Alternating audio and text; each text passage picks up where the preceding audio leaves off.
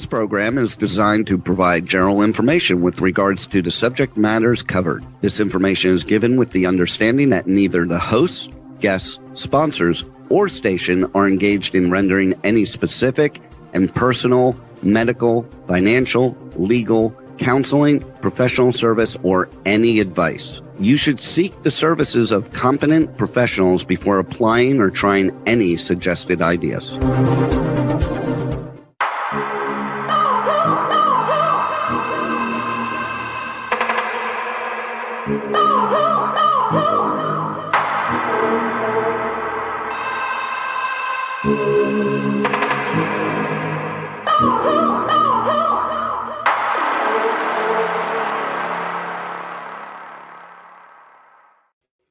Good morning, true seekers and true crime junkies. Welcome back to another episode of Hit the Road Jack, Finding the Zodiac.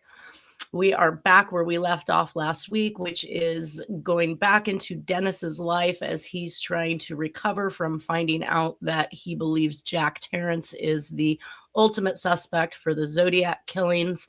Of course, at this point in time, that's really all he has focused on. He has turned him into the FBI in 2000 and has worked with the FBI for about a year, including trying to get DNA done, which we know that was not completed, or at least not in the same aspect as 20 on 20 with Harry Phillips when he ran 8 other people, including Arthur Lee Allen, successfully excluding those 8 individuals. And most of them we know as fake suspects from the Tom Voigt website or other sites that have proclaimed that these individuals were good possibilities for the suspect.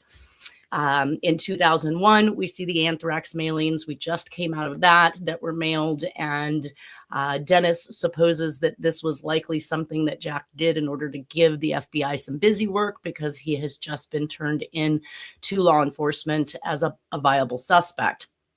Now in 2000, as we move through 2001, Dennis is trying to make his life over again back in California.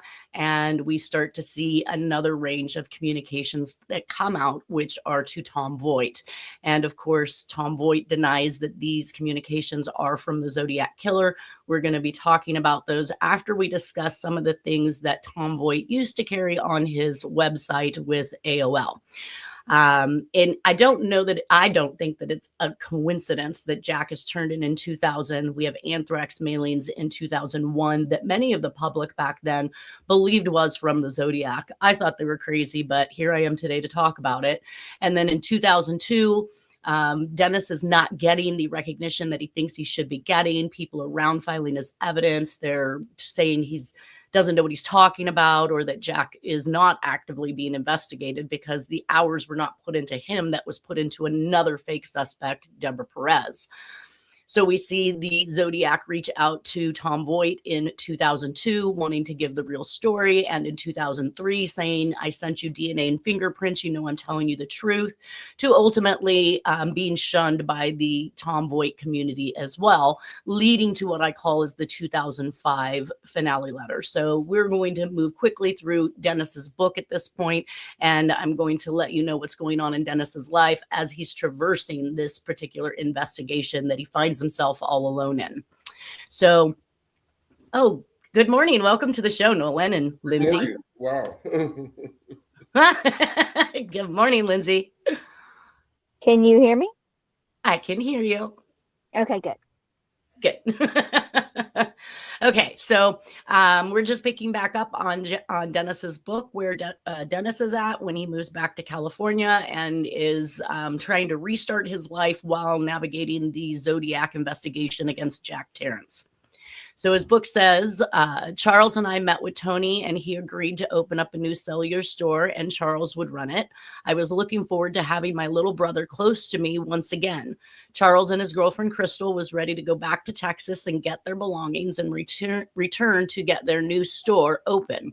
I asked Charles if he could leave his dad in Texas until they got their own place because there wasn't enough room for all of us in our 1-bedroom apartment. Charles agreed. So this is basically stating at this point that Jack is remaining in Texas while Charles is coming back to California.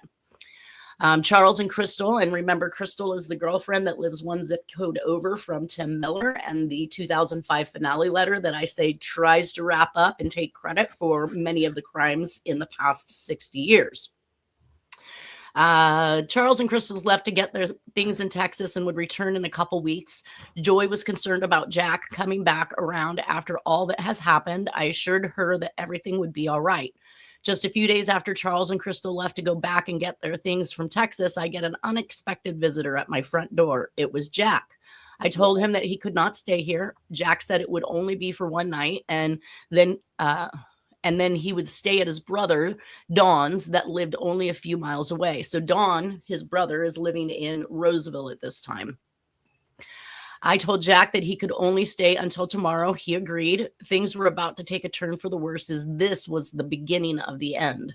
Throughout the night, Jack kept yelling and banging on the wall, acting like he was doing this in his sleep. I had to keep going down and telling him to be quiet because the neighbors were banging on the wall, yelling at us to be quiet. Jack would stop for a few minutes and then he would start yelling and banging again. I was getting furious. I could see that Joy was getting to the point that she couldn't take anymore. I do not like getting the police involved in anything, but this is the only way to handle this situation to prevent anyone from getting killed or going to jail. When the police arrived, I explained to them that I did not want this man in my house. When the police talked to Jack, in no time, he had them convinced that he was senile. I glanced over at Jack when the police officer walked away for a moment, and Jack looked at me and whispered, "See how easy it is?" The officer that walked over to me had told me that my stepfather has dementia, and it is common among older folks, he said. The officer also told me that he couldn't make him leave my apartment. I was also informed that if I kick him out of my house, I could be charged with a felony for abandonment of an elderly person. I could not believe how easy Jack had fooled the police. That's one of those scenarios I can't imagine somebody faking senility when the doctors today can't even actively diagnose it. Yeah. Well, I remember you whenever you another time when you read this passage, and I just remember thinking even then, like, wow, like what a good use of abuse of the medical, like, regime. Oh, and the police as well. I mean, I couldn't get the police to do anything about my dad who was being violent with dementia.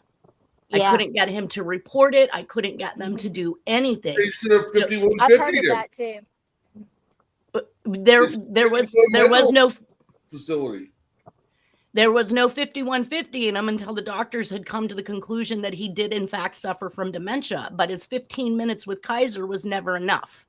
Right. Dad the could make cops are making that determination. They're not arresting him. They're not making him leave. I don't know. Right. It's my mom's safety I'm concerned for at this point, because she's literally, in the household and he's being violent. He's doing things that, of course, when the doctors explained to me that, oh, this is just a side effect of the dementia, this anger and this violent activity and all of this stuff, I said, no, you guys don't know who he was. I grew up with him. So all you guys have done is now put that oppressor right back on me as if it's my responsibility to deal with this abuse all over again. So, I mean, until they diagnose him and until he has an all out, he was driving his vehicle when he was told not to. I took the battery cables off. He walked out and figured out that they were off, put them back on, drove again, got lost. I then took and put one of those bars in the steering wheel to lock it up because I couldn't take his keys. He was very, very particular about his keys always being on him. My dad always carried this hunk of keys on the side of his hips all of my life. I thought that's going to throw your hips off. Either way, I put the bar on. That man spent, I don't know how many hours on a 110-degree day out there with one of those little tiny triangle-shaped files, and he literally sawed right through the steering wheel bar. Yeah. Oh my gosh. And drove and got lost again. And here I am. I'm proclaiming to DMV. I'm proclaiming to his doctor. Then I removed the chip, thinking there's no way he'll know about this chip in his vehicle. That man was capable of getting somebody from O'Reilly's not only to come out, figure out that chip was missing, but replace it and drove again.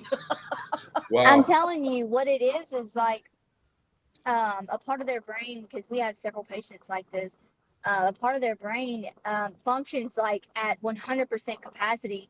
And so that part of his brain was working just fine. It was the other part that was like, where he was getting lost, was like his sense of direction was where the dementia was. You know what I mean? Yeah. So, Right. I mean, you can easily tell what, usually what, if they have dementia or not. You know what I mean? It's Because their like even fight or my flight. grandmother. Yes, it happened the same way with my grandmother.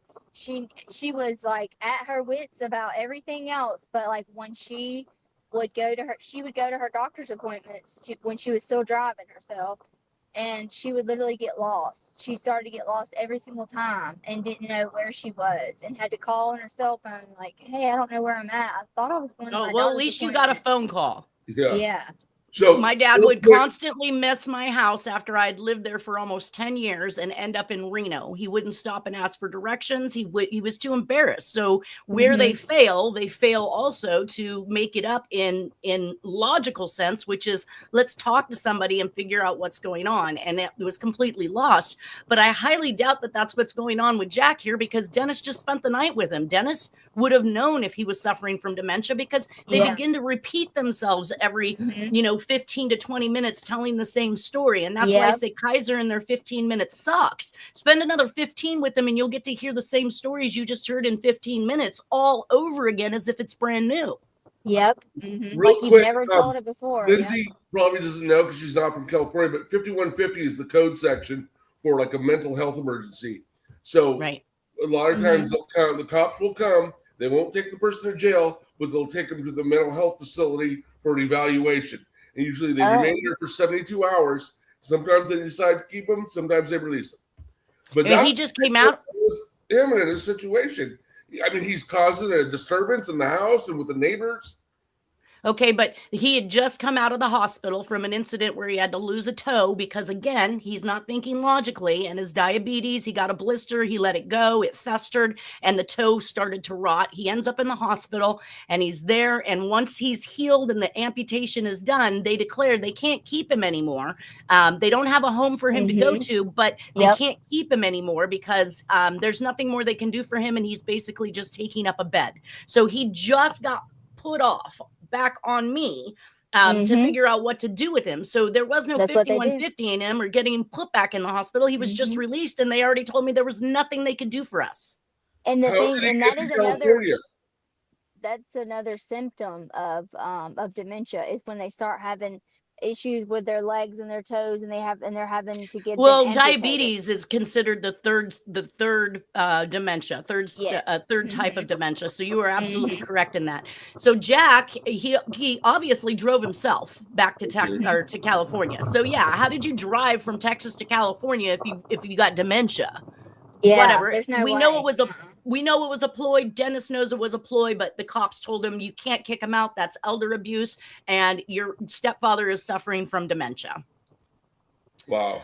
So I wonder if this time, during this time, that law that you just mentioned about the 50-50 was in effect. 5150, yeah. Oh yeah. 5150 has been around as long as I can freaking remember. Yeah. So to continue on with Dennis's story, he says, I've had enough of this. At this point, I was ready to resort to drastic measures. This man is not going to ruin my life, any more lives. The police left and I walked back to the apartment. I went upstairs and told Joy what had happened. She started crying and I couldn't take anymore. I refused to let this killer back into our lives. I reached up in my closet and took out my pistol. I was going to end this once and for all. I loaded my pistol and waited for Jack to come back. He returned about 3 minutes later. Joy looked up at me while she was crying and asked me, why does it have to be this way? I wish I could answer that, I told her as I proceeded downstairs. I looked at Jack and said, fuck you, you worthless piece of shit. Jack thought it was funny until I pulled out my pistol. His attitude changed very quickly. He started saying, I don't want to die. I told him, neither do Mom or any of the others, you motherfucker. I asked Joy to come down here for a second, and I asked her if she would tell the police that I had to shoot Jack in self-defense. Joy and I had been together for 16 years, and she always liked Jack. And when she saw him pleading for his life, she ran out the front door in tears. This is how our relationship of 16 years would end. Just a few days ago, things were good. Now it has all changed. I don't know how I let this happen again. I looked around and noticed how well Joy decorated our apartment, and now she is gone, and I am stuck in my own house with the man that had murdered my mother. I realized that my younger brother had come to California for other reasons than to visit. I cannot describe the words how I felt at this point. Oh boy. So I'm taking it that he feels that Charles showed up to California not for a visit, but to drop Jack off on him. Wow. That's what that kind of sounds like, right? Yeah. Mm-hmm. Which I felt like a lot of family members do that. Yeah. It's sad. Well, but this is his youngest son. This is his youngest son, the one that didn't want to believe that Jack was the Zodiac. He was upset for quite some time that Dennis was calling him the Zodiac. So if you loved him so good and he was such a great dad, why would you come and drop him off on somebody you know he can't stand? I mean, it makes absolutely no sense, but whatever. It says, I cannot describe. Yeah, I cannot describe with words how I felt at this point. I felt like I'd been drained completely of all my energy. I knew I had to go on somehow, no matter how drained I felt. I couldn't let this monster in. I had to bring him to justice. If I gave up, Jack would continue his tally. After a few days, I got a phone call from Joy, and she wanted to let me know she was all right. This was a big relief for me. Though I was missing her, at least she was safe somewhere. The next few weeks was rough. I did not get much sleep. I had to put a string across my bedroom door that was tied to empty soda cans so I would hear if someone tried to come in my room while I was sleeping. After I closed my store, I would usually stay on the internet until after midnight, searching the web for anything relating to Zodiac. This went on day after day and week after week. I had no choice but to devote my time to this depressing Zodiac case. Whoa. Right? So on May 13th, 2002, Jack is being seen at Sutter of Roseville Medical Center back in Sacramento. May through June of 2002, we see billings for Jack's related medical condition, and they are being mailed to the 6601 Sunrise Boulevard, Citrus Heights, 95610. This supports Jack's residence in Citrus Heights, California, which is a suburb of Sacramento, until at least June of 2002. And Jack is receiving mail at Dennis's house. So basically, he has now taken possession because Dennis cannot kick him out. Wow. Yeah. Wouldn't that suck? Somebody you absolutely despise, you think killed your mother, being forced on you. I would give him a 3-day notice to leave. He couldn't. Then what? Sue him? Take him to court? Try to get him out? Yes, unlawful detainer.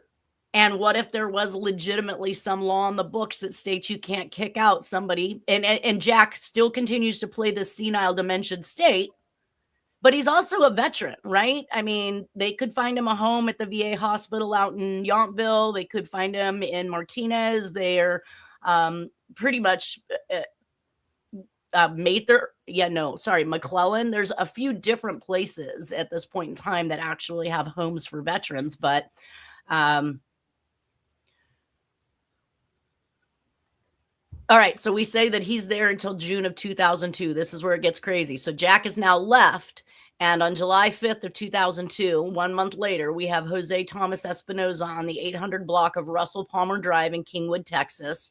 Approximately 9:15 p.m., he received a phone call from a payphone and drove to a parking lot where he was shot multiple times by an unknown suspect. Witnesses observed a dark color four-door sedan on the parking lot next to a white van, and a passenger got out of the dark colored sedan. Passenger shot at Jose, and he turned to run but tripped. Suspect then punched Jose and began arguing with him. Suspect then shot him multiple times and rifled through his pockets and giving something to a passenger in the rear seat of the sedan. Both vehicles then pulled away going north on Russell Palmer Drive. A composite drawing is available, though I don't have anything in regards to it. And I don't know that I necessarily see Jack at his age throwing down with a full-on fist contact. But again, these are just here because we don't know where Jack is at this point, and he's kind of wandering all over between Texas, Washington, Oregon, and California. July I was going to say, I think I remember that case being on America's Most Wanted, if I'm not mistaken. I just thought I'd mention that. That would be interesting. And that sounds almost mobbish if you got two parties showing up in two different vehicles and then willing to shoot somebody right out in the open. Mm-hmm. Oh, yep. No. Very brave. All right, somebody speak to me. Can you hear me? Who's laughing? Hello. Can you guys hear me? Yeah, I Yes. can hear you. Who was laughing? Hello. I can hear you. I can hear Lindsay. Perfect. Okay, Yep. good. Who's that laughing? That was odd. That was me. No, it was a man laughing. Did you That hear was- it? Maybe it made me sound like a man. I don't know. No, it was a man. It was like her alter ego coming through, like our evil laugh. It was so weird. It freaked me out. I don't know what's going on with my headsets today. It was Nanette channeling the Zodiac, Juan said. Yes, I believe that. I believe in that stuff, y'all. Like, I'm telling you. So I'm basically swapping back and forth for whatever reason. One earpiece is dying while the other one is not. So one is in charging and I don't understand because they were all in and charging. I don't know. We know me and technological issues. So, but yeah, so the whole double car thing with two people, one person gets out, rifles through his pocket. So maybe this man had something that was important to this other person in this other vehicle. But either way, Oh, they're back. What's that? Say that again, Nolan. I can't hear no one, but I can hear you. Okay, good. I'm like, oh my God, I'm lost again. Either way, that screams of involvement of more than one person as far as I'm concerned. And that is, right, conspiracy. So July 12th of 2002, 23-year-old Sarah Trusty, last seen in Algoa near her church on her bicycle at 11 p.m. on July 12th. Bike is found in the foyer of the church the next day. There is always this funny placement of bikes from children that go missing. She was found dumped on July 28th in a dike in Texas City.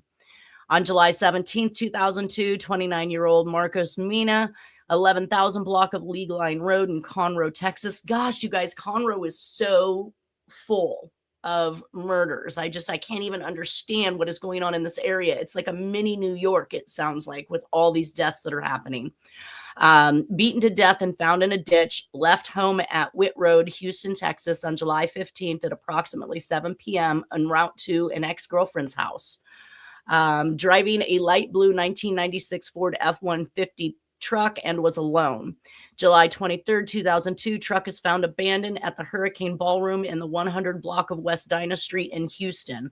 This brings me back to the LA killings. Every time there was somebody dead, their vehicle ended up miles away somewhere else.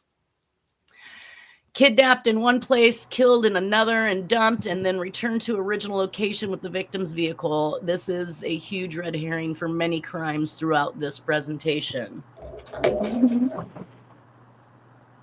All right, look at this, you guys. I know that this might be a little hard for some people to see, but this is a picture of Dennis Kaufman and Tom Voigt.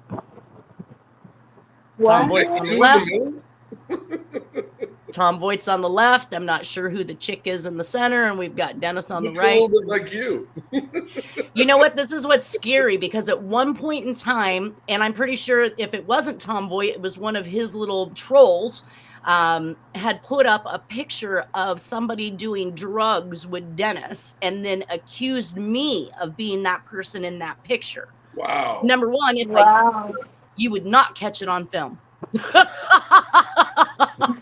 For real. I can promise you I am not. I just watched a docuseries the other day, and this gal almost married a murderer, and after she found out he was a murderer, she just like deep dived into drugs and drinking and all the stuff, and she's videotaping herself the entire time doing it. I'm thinking oh my God. What a and dummy. Yes, well, 100%, all of this. So, yes, you're right. That I look at that and I go, like, somebody could probably perceive that to be me, but I promise you, it's not. I've never been to any of Voight's get-togethers. Do we know who that is? No, that's what I'm saying. I you know what? Let's see what his book says, because this picture was in combination with it. Okay. July 2002, while I was searching in the internet for any current news on the Zodiac case, I noticed someone by the name of Tom Voigt was having a Zodiac gathering at Blue Rock Springs just outside Vallejo. This was where one of the Zodiac crimes had taken place 33 years earlier. According to Tom Voigt, the organizer of this event, the purpose of this gathering was for people who was interested in the case could share theories and possibly shed some new light on the case. July 4th of 2002, I attended this gathering and I realized most of these people, including Tom Voigt, had no interest in bringing Zodiac to justice. I later realized Tom Voigt was just a wacko trying to become a hero by solving the Zodiac case. And I think just the opposite. I understand Dennis's, thoughts about Tom Voigt. I think he's there to disseminate disseminate false information and deter the actual solving of this case. And most people that I've come into contact with that have spent any moments with him on his board will tell you the same thing. Yeah. July 4th, 2000. Okay, blah, blah, blah. Yeah. Okay. When Mr. Voigt realized that the police were more interested in Jack than his suspect, he did everything in his power to discredit me.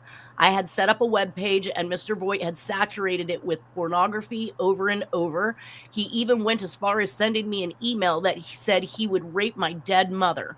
I couldn't believe that somebody would stoop to such a level. It was hard to not let this idiot get to me. This guy is nothing but a nutcase and does anything in his power to keep Zodiac from being brought to justice because his whole career would come to an end. There's the key statement. Yep, I was just about to say that. Yep. Yeah. That is it. Does he make money out of this, or what's behind it? 100%. Every person in media or news, any story, any book, anything being done, they direct him directly to Tom Voigt. When I wanted to play just the clips of Dennis and I on Aphrodite Jones, I had to get permission from the production company, and the legal department sent me a list of all of the images and news videos and anything to do with the Zodiac that I was not allowed to show on my show, because guess what? All the rights and royalties were owned by Tom Voigt.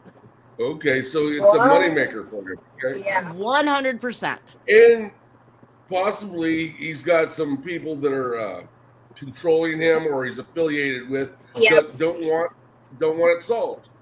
That's what I was just about to say. I told you his father was also an investigative journalist for the LA Times, right? Really? Yeah, I think so. Yeah, now if we're starting to see some connections, because we also have the Black Dahlia case that has remained unsolved for whatever reason. Yeah. It's very important to look, even with these. Didn't look that solved. The cops did it. They just didn't want it solved. Exactly. LA cops are crooked forever. Yes. 100%. I've learned, especially in the last recent years, especially because they show themselves way more now, and it's easier to see them for what, through their actions and everything, is that I totally lost my thought. Whoops. LA corrupt, cops corrupt, they're ran by the mob. So I was going to say, it's very important to look into these journalists and the media reporters and even law enforcement, and look into their background, where they came from, their family, their mother, their father, their siblings. It's very important to look into that to verify really their information that they're portraying, because it really does tell the story and it really does tell the truth through their background. So if you do that with every single person that you get information from, like as far as like on the news or like in law enforcement, like bigger officials like that are like constantly putting out media and constantly putting out stories.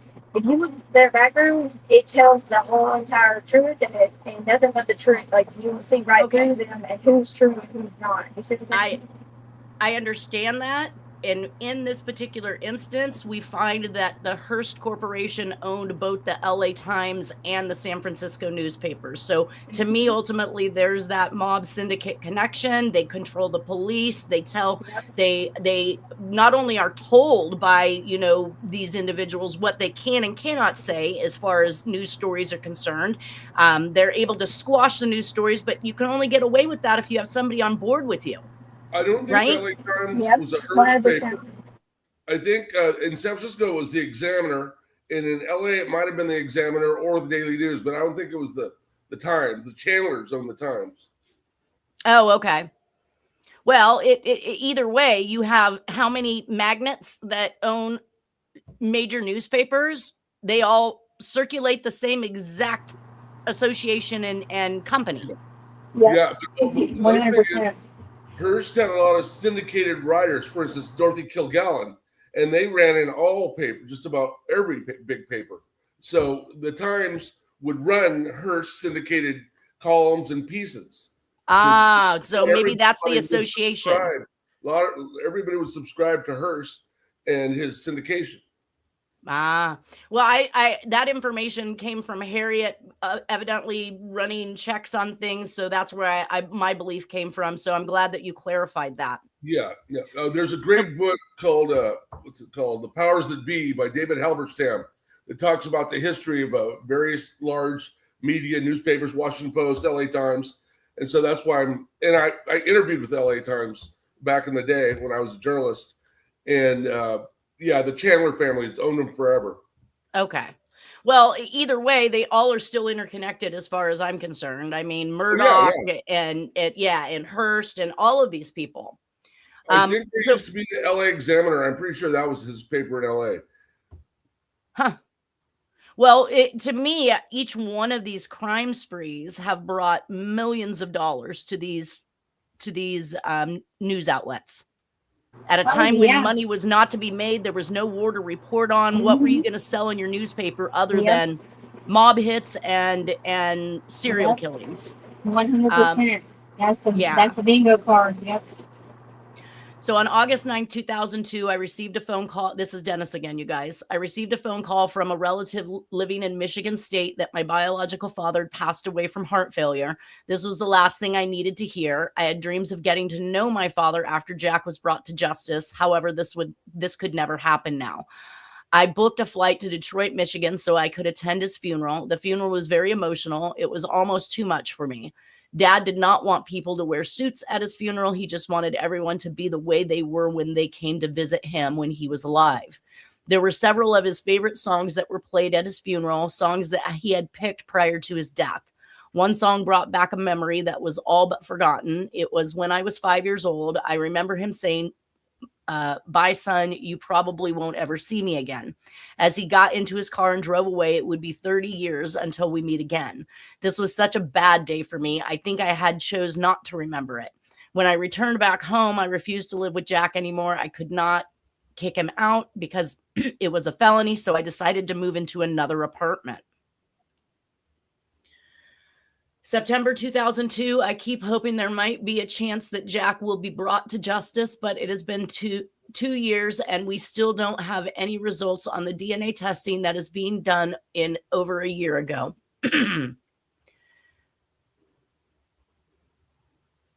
Wait a minute.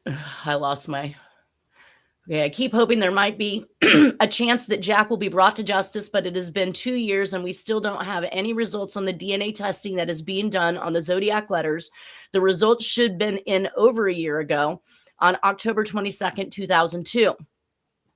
Primetime News claims that the San Francisco police have been successful in extracting DNA from the Zodiac letters and the results are in. I couldn't believe my eyes as I sat and watched the show. I had been waiting for over 2 years for this. I kept waiting for them to mention Jack and nothing about Jack was said. They did eliminate 3 suspects who had DNA was compared to Zodiac's. I figured if Jack's DNA did not match, they couldn't announce it on national television before they arrested him. I think, they did eliminate 3 suspects. I don't think I read that correctly, whose DNA was compared. I figured if Jack's DNA, did match, they couldn't announce it on national television before they arrested him. I got several phone calls from different law enforcement agencies who worked with me as well as my lawyer in Washington. Everyone thought that Zodiac would finally be arrested. My brother Charles saw the show and asked me if they were going to be arresting his dad. I told him I wasn't sure what was going on. I stopped by my old apartment where Jack and Charles were still living. It had only been 2 days since the show aired. I could feel the tension from everyone, including Jack. So go ahead. Who's that woman in the picture with Jack? That's Nora, Dennis's mom. Oh, okay. Interesting. Yeah. Yeah, that's what I thought too. Yeah. So that's that. And this is one of those pictures. This is one of those pictures that were very close to the composite. Oh, Yeah. I know. God, every time I see it, it's like gives me chills every time. Still now. He's barrel chested. He has a pot belly hanging over his belt, just like they said at Lake Berryessa. He's got the glasses. He's got the high hairline. He's got the double chin or the cleft chin, if you will. He's got everything that was ever reported. It matches the composite, that's for sure. Yes. So Dennis believed that Jack would have been being watched by the FBI at this time. And 2002, Harry Phillips, as I said, with 20 on 20, pays for a DNA test on the Zodiac case with 8 suspects. Arthur Lee Allen is excluded as a possible suspect in this segment. Dennis asked Harry why Jack wasn't on his show, and Phillips responded, because we knew the other 8 suspects were not the Zodiac. So does that imply they think Jack is the Zodiac? It implies he knows something or is not allowed to say something, or it implies that they did everybody but the person that it could possibly have been, which is, again, just to make money on the mystery. Let's get some ratings, guys. So, yeah, you don't want to air it. You want to get them arrested first, I would think. So 100%. Well, I think it's the same thing with John Bonet's case. Yeah. No, 100%. So basically, this is the back portion, and it's really kind of just an excerpt on that teasing tantalizer for the book to get you involved. I'm not going to read it, but here is Dennis in one of his pictures that was inside the book, and I just labeled it with rest in peace because we know Dennis is no longer with us at this point. That brings us back to some more murders on October. What's that? Good picture of him. Right? Yeah. October 15th of 2002, unidentified human skeletal remains at Peachtree Bridge at Faulkner Road in Cleveland, Texas were found. A citizen found a skull in the river. Creek was searched for other remains and none were found. No DNA was obtained. So here we have a skull once again, which really kind of reminds me of John Walsh and them only finding his son's skull. We're seeing these body part swapping thing that's going on. A head here, a body there, hands here, and another grave with other bones. Like, this is it's a pattern, again, literally. It is. Yeah. Like the woman Donna Lass in Tahoe. Remember? Right. Her head, her skull. Yep. But no other remains. Even up to recently, in recent 2020s, the Gabby Petito case where the head, his head was found. That's all they found. Isn't that crazy? It's not a coincidence, dude. The boyfriend? Yeah. Yep. Was it a murder-suicide? I thought Gabby. That's what they said. He fled, and his parents helped conceal him, and then he took off into the woods or something. And then, but all they found was his skull. Found his remains, or a skull. But who knows if that's really his skull? I don't. Exactly. He may have gotten away. I think. I do too. Yep. Well, when you're being dealt a hand like this from the media and from news sources and from people like Tom Voigt, it leaves you in that state of bewilderment, not knowing what you can trust or can't trust, what's real, what's not real, what's the truth anymore. Yep. And just on the Netflix documentary I watched on Gabby and her murder and all that, his parents they basically obstructed justice. They helped him away, basically. Yep. I think so. And how did they not get arrested? I don't know. That's what I was wondering. Why didn't they get arrested? Same way that nobody's been arrested in the Epstein files. Yeah. They all got money. Well, and then also Charlie Kirk, the Charlie Kirk case where, they've named Tyler Robinson as the perpetrator, but I don't think it was him. Obviously, we know why. And then, but his roommate was apparently a furry. That was his boyfriend. Apparently, that's what they say. And then he is the one who had the supposed text messages on the phone where he supposedly confessed to him and knew about it at least 2 days before. So, and where's he at? Why is he not being questioned? Why is he not being, indicted or something? Because even his own family members have came forward through different journalists on the media and on Twitter and stuff, and told them like they don't understand why they're not talking to him more, because he was a troubled child, like even his own family. So one of the things that I learned recently, and probably within the last 2 days, I had a great conversation with a friend, and I'm not going to out this person for the information that was given, but I was questioning why they would allow these mobsters who have done dastardly things to flip and tell on other people in order to get a reduced sentence, or to not even be in jail, just go into the witness protection program and be shifted off somewhere else. Not only do these people never have to pay back the monies that they've stolen, but they get off on things like murder because they turn in 5 or 6 people. And the reality is that the court system, including DAs and judges, are given bonuses for closing cases. So do you want to close it on one person that you literally busted, or get him to flip so he turns in 5 to 10 other people, and now you have 10 convictions? And one of the scenarios that I was given was in investments. So investment sales, he said that the Wolf of Wall Street, which he knew personally himself, was arrested, but flipped on his 65 brokers beneath him. These people, while they should have known they were making more money than any other business would have provided them, still didn't know what they were doing entirely was illegal, but the Wolf of Wall Street did. When he flipped on these 65 brokers, these 65 brokers went to jail, got astronomical fines to have to pay back in the millions, while the Wolf of Wall Street didn't have to pay back anybody anything. He got a slap on the wrist, basically. Yeah. He was looking at a lot of time because he was the mastermind.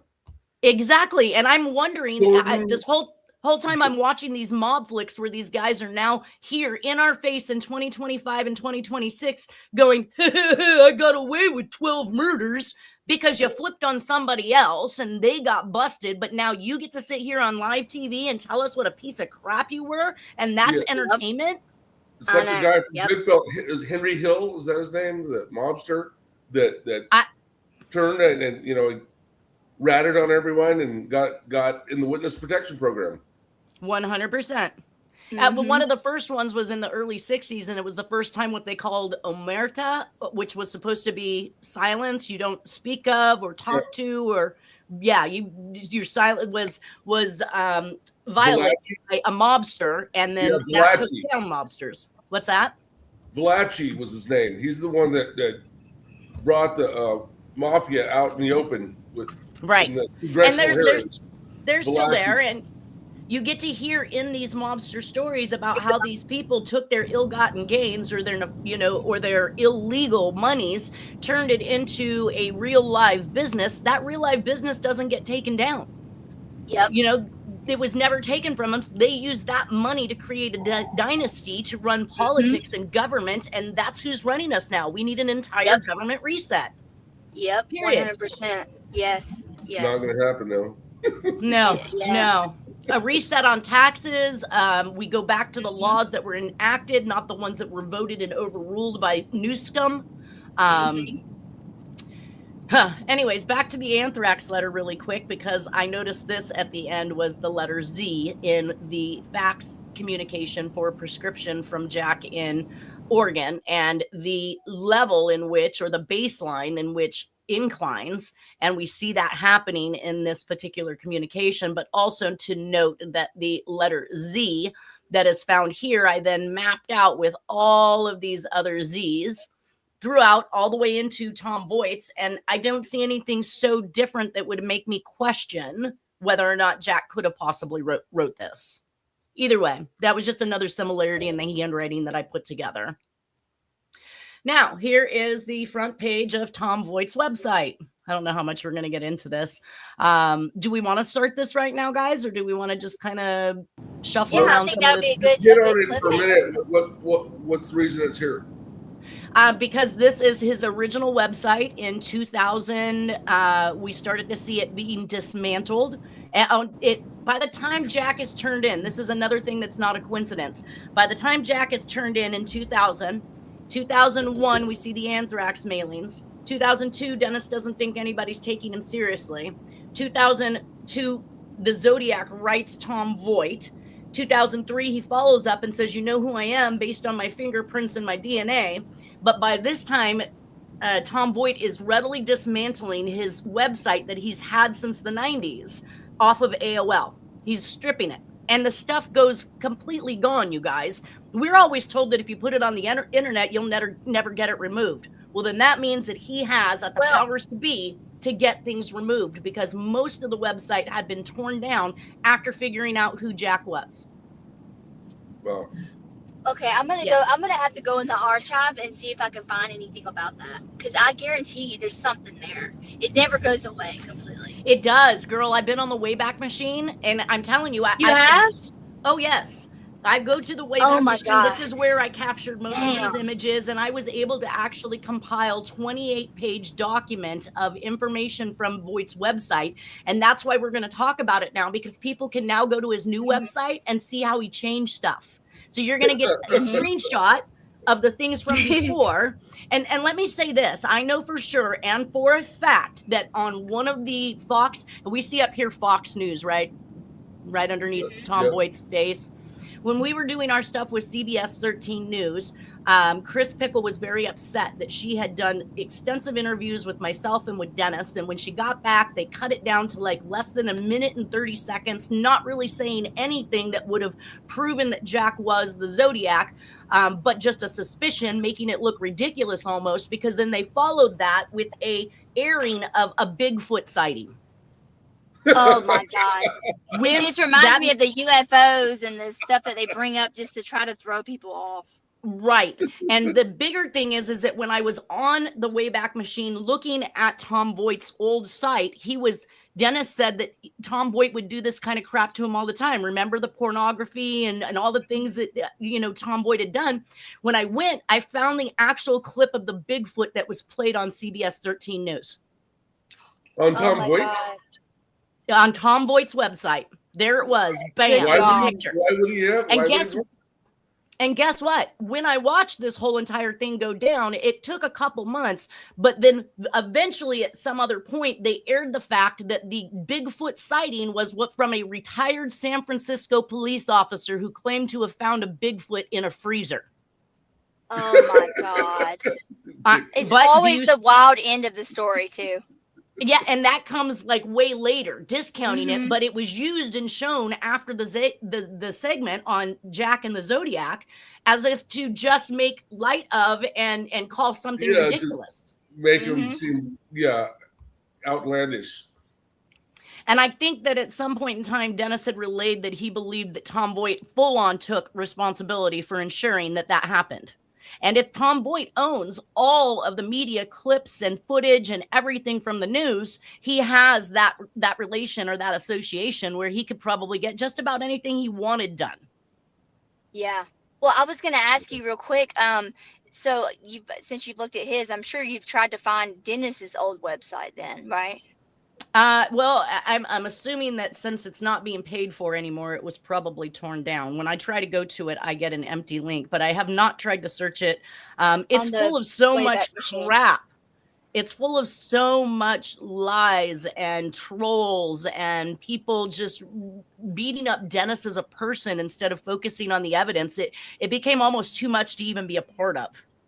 In fact, when I first climbed on, I climbed on incognito and anonymous. Nobody knew who I was for several weeks. I was there listening to what they were doing and tormenting Dennis and the way they were treating him. And so I just kicked back and listened and watched. And before I knew it, then I came out and said, look, you guys, I am the handwriting expert. And oh my God, the attack was on. I had Tom Voigt contacting me by email. I had trolls that were, bashing me, calling me this, saying that. Like, it was just absolutely insane. It's too much for anybody to have to deal with. And like the other side of it is that he plays close detective friends with Sandy Betts. Wow.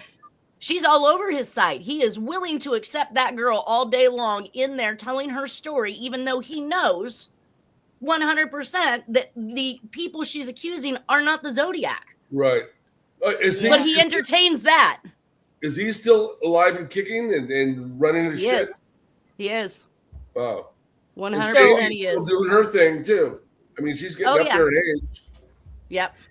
Well, Yeah, I was see, going to and- say it would be interesting to look at his website, old website, maybe on the archives, just to see if we could find anything, because then we could find the names of those people outing him to see if they are familiar in, you know, when the You're later correct. work. I will get those URLs to you guys. This is the end of our segment. We are past our time at this point. I will get some stuff over to you. Maybe you can figure some things out. I've done and exhausted the research that I can find. I have a lot that we're going to cover over the next couple weeks in regards to this website before climbing into his letters. I am 53 years old today. I have Happy gravitated birthday! a full Happy thank you. birthday! Oh my gosh! I'm gonna go celebrate my weekend. I hope you all have a great time too, and we'll see have you a next great Friday. birthday weekend. The Yes, weather's so- perfect. Yeah. You guys take care. I I'll hope talk it to you is too. soon. All Have right, a mint julep tomorrow on me. Derby. Bye, you guys. Bye.